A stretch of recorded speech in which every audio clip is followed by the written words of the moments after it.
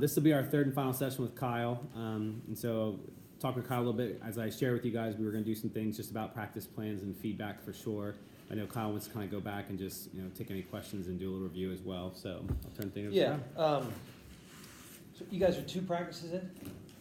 Two practices. All right. So here's what I want to do. First of all, we've gotten together and a lot of time has since passed, but the first night we talked about what I labeled confidence, and then we talked about certain aspects of what are the things that we should teach, and that was the night that I asked you guys to come up with questions. Okay, so before I dive into this last one, you guys are now with the boys, you're working with them, you probably should have all kinds of questions popping up. Doug was giving me a little bit of how you guys format your practices and that dynamic, but if you're a good coach, after every practice, you probably have a litany of questions that pop up and how do you address them. Whether you write them down or not, they probably jump to the forefront of your thoughts. So that's sort of what I want to write down is, are there any questions popping up with the specifics of the game? Okay, go back on that. Okay, and then any takeaways from the last time? The last time we were talking about basically knowing who your audience is and then adjusting your perspective to fit your audience, and about having a flexible perspective. Okay, so I don't know, what do you think the best, how about, are there any questions that are popping up right now in your practices that you think are worth going over with respect to the boys?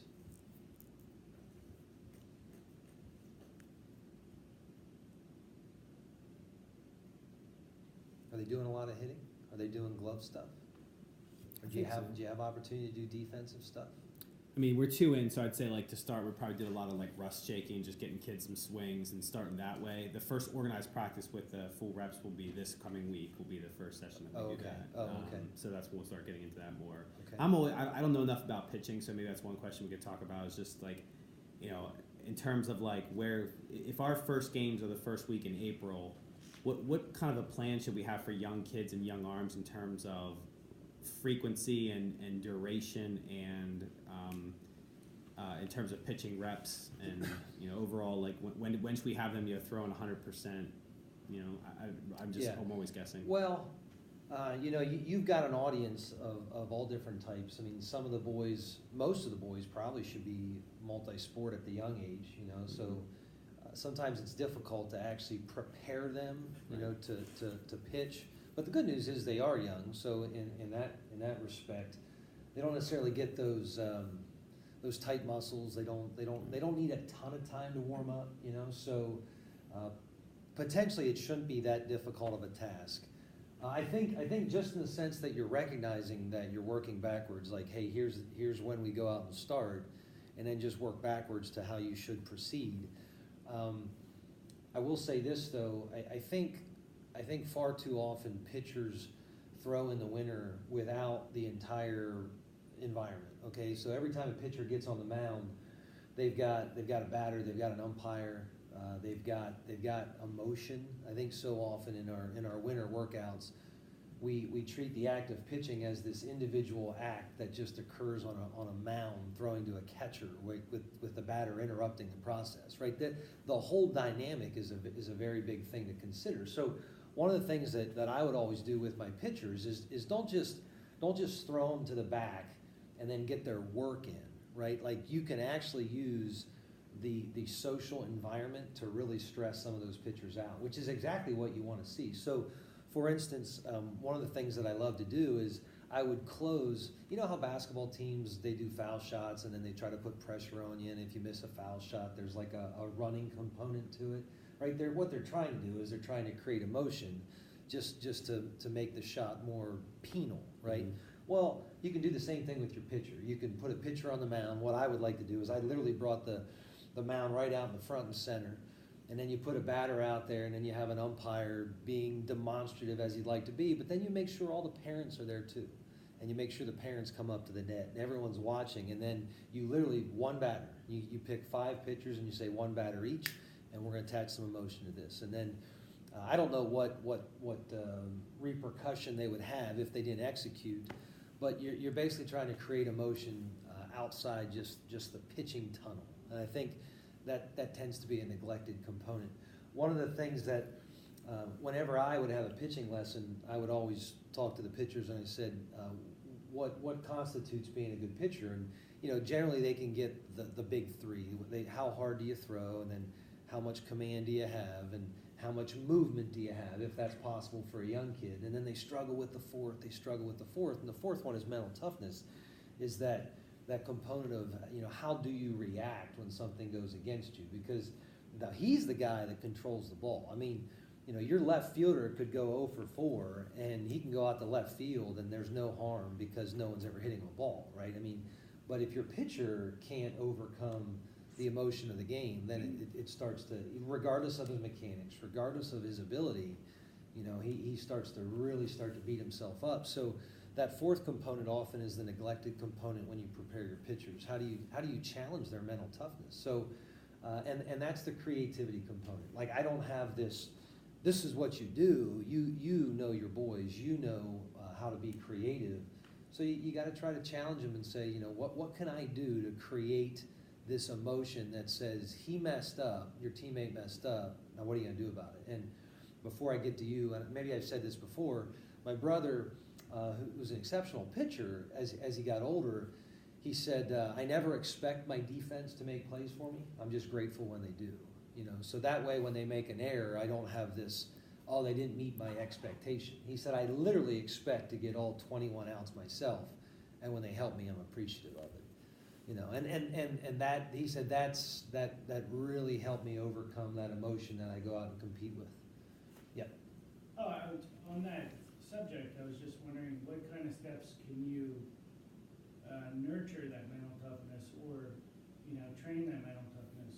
Is there anything besides that step? Well, some kids have it naturally, some don't. Yeah, I think I made a comment.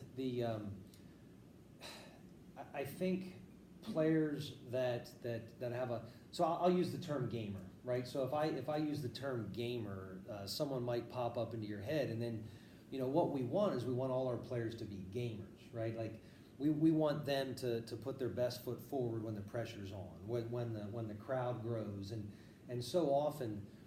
The bigger the player that isn't the gamer, the bigger the crowd, the more pressure that they feel. The gamer, the bigger the crowd, the more they want to entertain. I think gamers are entertainers at their core. I think it isn't so much like, hey, how can we overcome the pressure? I think gamers go, I love the pressure. Just bring it on. The more the better. I can't ask for more. So, in some sense, when we talk about how do we train that isn't even a physical component. That's an emotional component. And all I can say is no different than public speaking.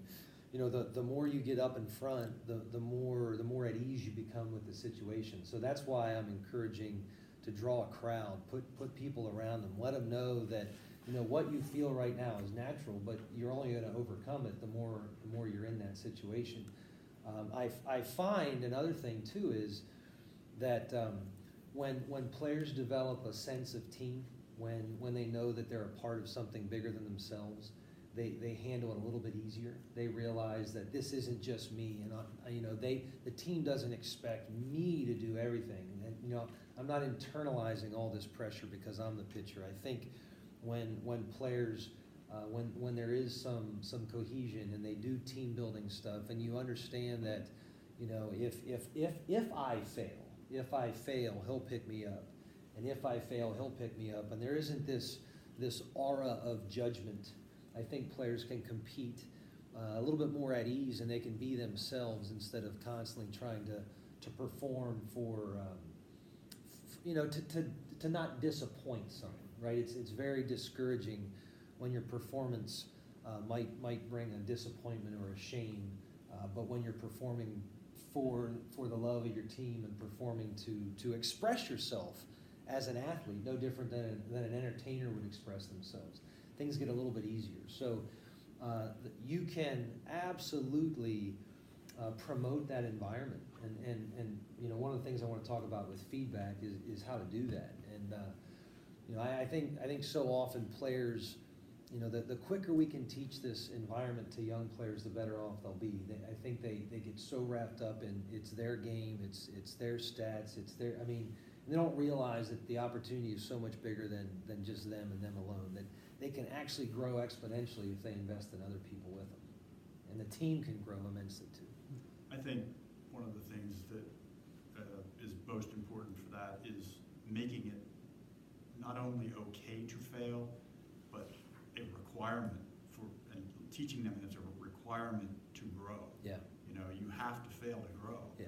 And like teaching that and reinforcing that and modeling that. Right. Well, yeah, and that's the big one, I think. I think we as coaches, we need to really be hypersensitive to those moments when we can model the behavior that we want, you know, and don't feel like, you know, I have to be right all the time. Like there are moments when I'm going to mess up, and when we get into it, you know, I'll talk about the feedback and how I conceptually see how coaches should deviate with their feedback. But so often when a coach goes into an environment and says, you know, this is how I always behave, and this is, you know, I'm infallible, I don't make mistakes, right? That's they feel that, and then they're like, well, if he's not allowed to make mistakes in his mind, then I'm sure he imposes that same judgment on me. But if you allow yourself to be vulnerable, and yes, I fail, and I'm not this end all be all, then we can grow together. Yeah. So that was the pitching one, and I know I wrote the word April down, and it took us in a whole bunch of different directions, but the idea being is that if you have the end in mind, you can sort of backtrack and understand the four components. I don't know if you're going to adjust velocity. That's why we do the arm care. I don't know if, you know, the command piece is something that everyone wants to work about. I'll say this, at the young age, throwing more is a good thing. Okay, I'm not talking about pitching more. Pitching is different than throwing, but the act of pitching is just an accelerated form of throwing. You just get on a mound and then you throw to batters and you try to record outs. But you know, one of my favorite mantras is the most accurate throwing team is the best defensive team. And you know, the more you can throw and the more you can hit targets on the run and using your imagination and working backhands. So throwing, it will improve accuracy. It'll just transfer onto the mound. And movement, man, at the young age, you know, a kid comes in and he's got like 18 pitches and he wants to show me how all those pitches work, and I'm like, they all do the same thing. But their imagination is in full force, and that's just a beautiful thing because they see, they're telling me this is what their ball's going to do. It's just not doing it yet, but 2-3 years from now, those people they do become pitchers because they see themselves being a pitcher. So I don't like to tell them it's not doing all those things, but nonetheless you can see their imagination at work. Okay. Anything else with the competence? Yep.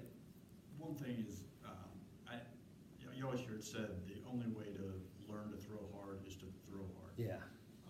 And I always am kind of hesitant to when do I start, you know, just crow hopping and throwing into the net. Yeah. When do we start doing that? So you know, throwing into a net is similar to doing tee work. If you're mature enough and your imagination is in full force, you absolutely can do that. Use your imagination, fire away. It is better outside, and my instinct is if coaches and dads didn't influence behavior, and kids would just go out to a field, at some point they'd probably start chucking balls as far as they could, and they'd probably do it for as long as they could, as long as they were outside. So I don't think. And they'd listen to their arm. If their arm hurt, they'd stop, and if their arm didn't hurt, they'd keep firing away. So, you know, building velocity is a good thing. Okay. Now, the easiest thing to say is listen to your arm. Listen to your arm. Listen to your arm. You know, I think us dads sometimes, and maybe to a lesser extent the coach, but definitely the dad, when our kid says my arm's bothering me a little bit, sometimes we're like, well, how much? Like, can't you just work your way through it? So that's the one thing that you don't. Like, you just don't work your way through it. So you stop, you know, it used to be ice, now you floss, you know, you do these things to try to stop the damage wherever that might be. You might consult someone that has maybe deeper understanding of the situation. But Look, if